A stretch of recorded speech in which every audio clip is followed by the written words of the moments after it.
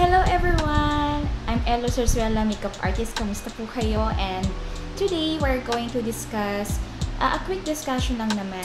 These are the common concerns of Filipino women on how to choose foundation. So there are so many types of foundation products kasi in the market right now, and of course for those who are beginners and first time na they're going to buy foundation at the mall.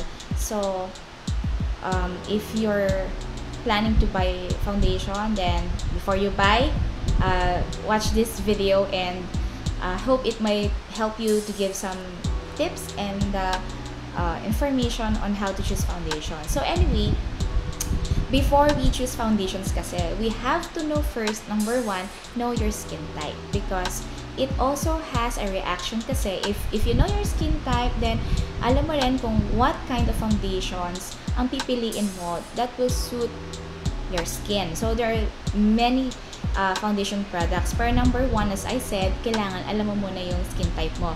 There are kinds of skin. It's four. There is oily skin. Pag oily skin kasi, you have a shiny skin, you have large pores, and you have prone to blackheads and blemishes, and there's a little tightness lang.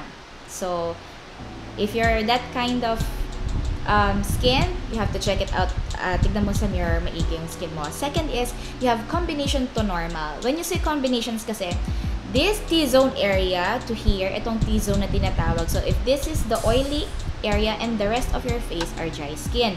So malalaman mo if you're combination skin if you have medium pores, smooth and even texture, you have good circulation, no? So ibig sabihin parang even yung skin, healthy color, and may tend toward dryness on the cheeks, then only on the T-zone, sabi ko nga kanina. So me, I'm a combination skin, so of course nasabi ko na nga yung combination, oily yung T-zone ko and dry around the area. So I have a smooth texture then sa skin. For sensitive skin naman, mapapansin mo siya if you have thin, delicate, fine pores. So, fine pores. Madaling mamula, no? Flashy easily, prone to broken capillaries, meaning sabihin yung mga nakikita yung mga konti-konting veins, maliit na veins, or what they call capillaries. And prone to allergy, and madali siyang mag-redness and rashes.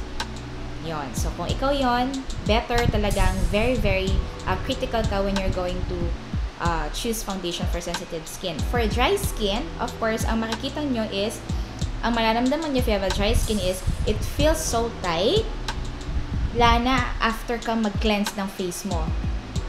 Mahigpit.